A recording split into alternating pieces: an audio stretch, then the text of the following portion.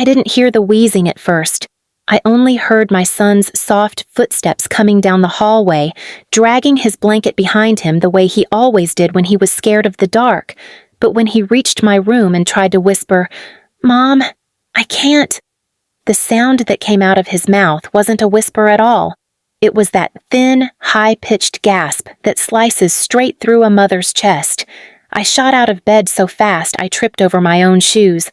I grabbed his shoulders, feeling the tremble in his arms. "Evan, honey, look at me. Breathe slow. Breathe slow." His small chest, too small for a 7-year-old, was rising so violently I could see each rib pushing against his skin. I reached for the window next to my bed to get him fresh air, the first instinct I'd had since he was diagnosed with asthma at 5. Please subscribe to our channel and tell us in comments from where are you watching this video. I barely touched the window latch when the hallway light snapped on. My mom's voice sliced through the house. "What are you doing now?" Her tone had that same disgust she used on me when I spilled juice as a kid, or forgot to iron my sister's clothes for school. My dad stomped behind her, half asleep and fully angry.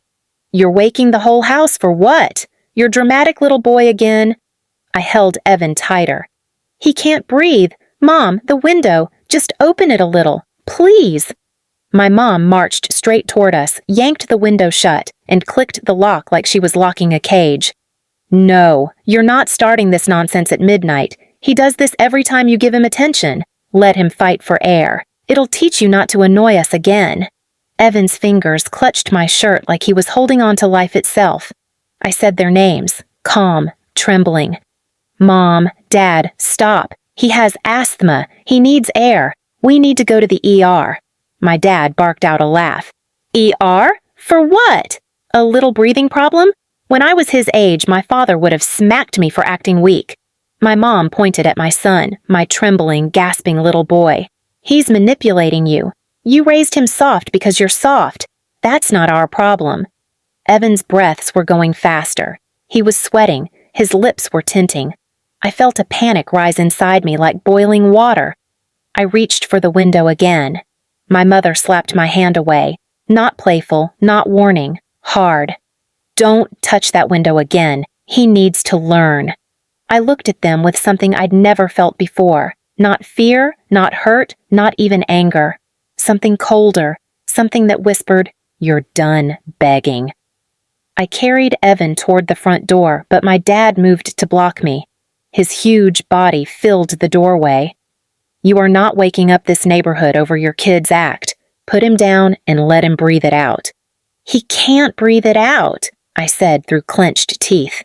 My dad leaned his head down, his breath hot on my face. "You're in my house, my rules, and rule 1 is stop being dramatic." Evan's knees buckled in my arms.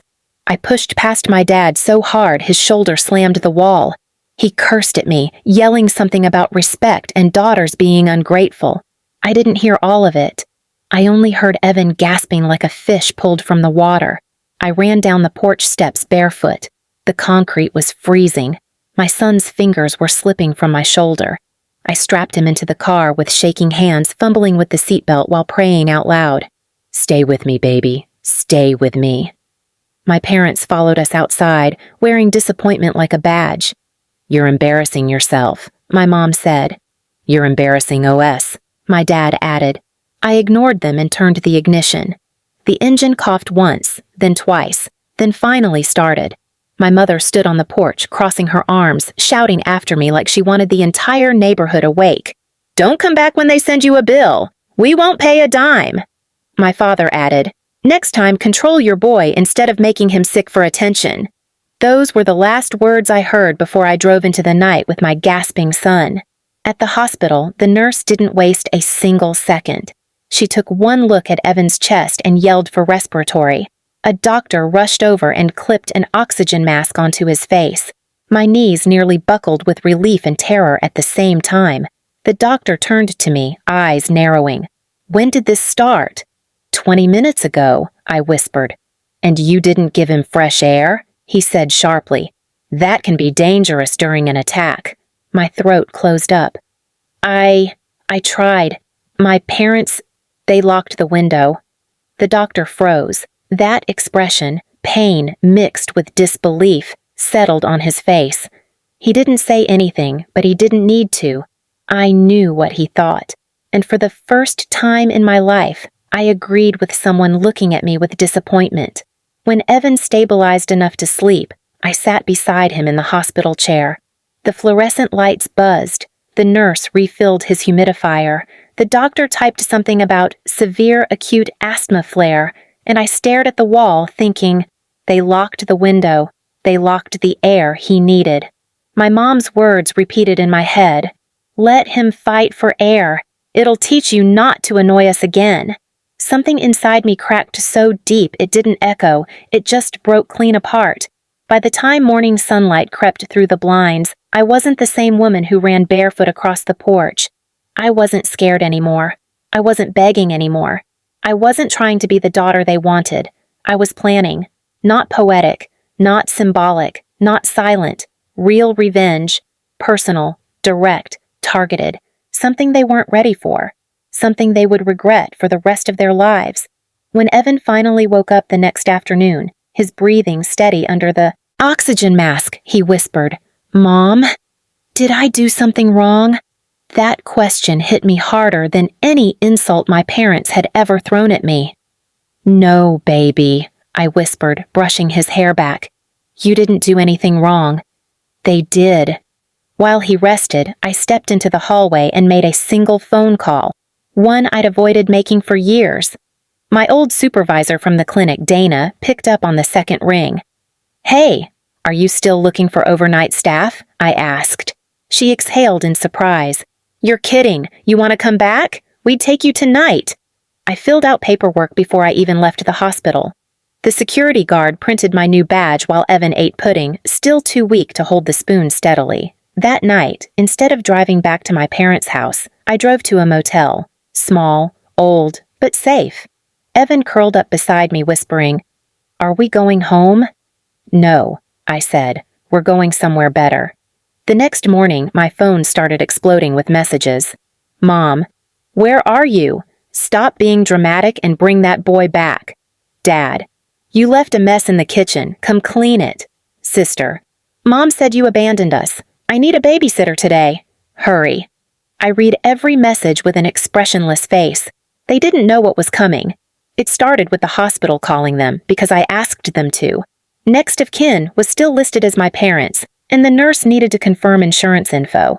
My parents showed up furious, assuming Evan was faking again. But when the doctor brought out the chart, their expressions changed. He didn't sugarcoat it. "Your grandson was in respiratory distress. If he had been denied fresh air any longer, it could have been fatal." The room fell silent. My mom opened her mouth, then closed it. My dad's face turned pale, and I stood behind them, arms crossed, letting the doctor's words slice straight into their pride. They tried to speak to me afterward. Something weak, something forced, something like an apology squeezed through gritted teeth. I didn't respond. I simply walked past them like ghosts. From that moment, the shift began. Every boundary they'd ever crossed, every insult they'd ever thrown, every time they made me feel small, I started gathering evidence, dates, screenshots, witnesses, even old videos from when I was a kid, things they forgot existed. I wasn't planning to post anything online. I wasn't planning to humiliate them publicly. No. My revenge was going to be direct, unavoidable, and aimed exactly where it would hurt them, not me. And because they were clueless, they kept acting like they still owned me. They didn't know I had quietly found a tiny apartment near my new job. They didn't know the hospital social worker helped me file for legal protections. They didn't know I was preparing something that would leave them isolated and powerless in the one place they worshipped, their community. They only realized something was wrong when I didn't show up at their house after 3 days. My mom called nonstop. My dad sent angry voice notes. My sister accused me of ruining the family. They still thought they controlled the narrative. They were wrong. My revenge was already in motion, and it was going to hurt them exactly as deeply and painfully as they tried to hurt my son. The day everything snapped into place was a quiet Sunday morning, church day. The one place my parents strutted like royalty. The one place they bragged about being pillars of the community. The one place they pretended to be loving, selfless, and generous parents who raised strong, respectful daughters. Their throne. Perfect. I didn't go inside right away. I waited until the service ended and the crowd spilled out, chatting in little clusters on the lawn. My parents stood near the steps, my mother laughing loudly, my father shaking hands like a politician. They didn't notice me at first, but the pastor did, and he walked straight toward me. "Are you the one who requested to speak today?" he asked gently. "Yes," I said. He nodded toward the microphone that stood on a small platform outside. "We're ready when you are." My parents' faces dropped so fast it was almost comical. My mother mouthed, "Don't you dare." My father shook his head slowly, face turning red. "What are you doing?" I didn't answer. I walked past them, up the small steps, and stood at the microphone. The murmur of voices died instantly. Evan stood beside me, still bandaged from his IV. He looked nervous but brave in a way he'd never been allowed to be. I took a breath and spoke clearly, loud enough for the whole congregation. "Last week, my son had an asthma attack at night. He couldn't breathe. He begged for help. And my parents, standing right over there, locked the window and told him to fight for air. They blocked the door. They told me I was dramatic.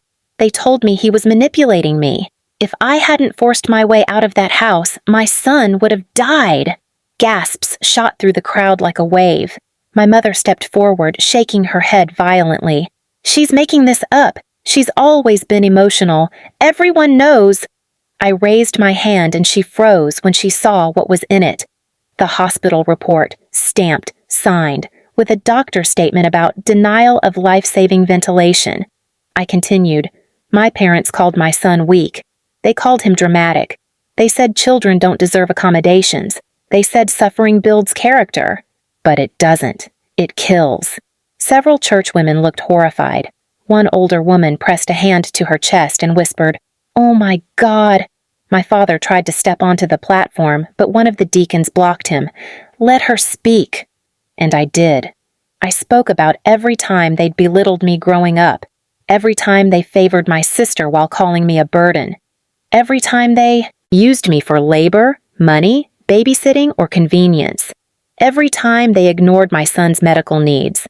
And for once, just once, no one was there to interrupt me. My parents kept trying to talk over me, but the crowd wasn't listening to them anymore. People who'd worshipped them for years were turning away. The pastor finally approached the microphone. "For the protection of this child," he said, looking at Evan, "and for the safety of this family, I cannot allow these individuals to serve in leadership roles here until this matter is addressed." My mother's jaw dropped. My father's hands clenched into fists. They had just been publicly stripped of the one place they held power, the one place they felt admired, the one community that kept their ego fed. It hit them harder than any punishment I could have imagined. And then came the final twist. I stepped aside and let Evan speak. Not long, not rehearsed, just a few trembling words. I couldn't breathe, and they didn't help me. Silence. Sharp. Absolute. My parents looked like they had been punched. People were staring at them like strangers. Whispers spread through the crowd.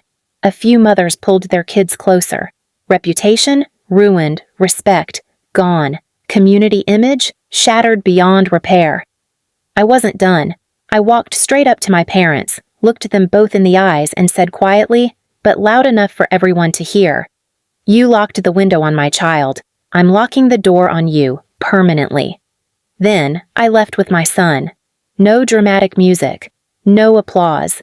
Just the sound of two people finally understanding what it felt like to be powerless, ignored, and unwanted. By the time I reached the parking lot, my phone buzzed with messages from half the congregation, people offering support, a spare room, meals, rides, help with Evan. Real kindness, real community. The one thing my parents never gave me. That day, they didn't just lose me. They lost the only world they ever valued, the world they thought they controlled. And the best part? I didn't need to scream. I didn't need to post anything. I didn't need to humiliate them online. I simply told the truth in the one place where lies used to protect them. That was enough. They taught my son what fear felt like. I taught them what consequences felt like. Please subscribe to our channel and tell us in comments from where are you watching this video?